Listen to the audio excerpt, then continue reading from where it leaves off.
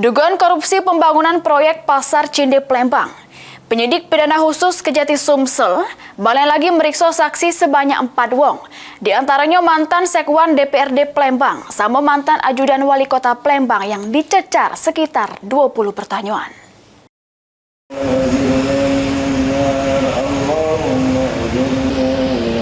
Kejati Sumsel terus mendalami kasus dugaan tindak pidana korupsi jero proyek pembangunan Pasar Cinde Plembang yang sampai ini pembangunan mangkrak.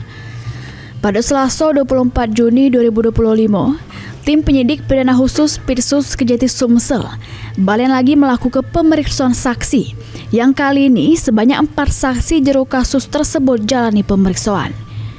Dari data yang didapat, keempat saksi yakni SR, mantan Kepala Badan Pengelolaan Pajak Daerah BPPD Palembang, HA, yang pernah menjabat Kepala Bidang Pajak Bumi sama Bangunan BPHTB sama AA, yang pernah menjabat Sekretaris DPRD Kota Palembang, serta KA yang dikenal sebagai ajudan pribadi mantan Wali Kota Palembang Harnojoyo.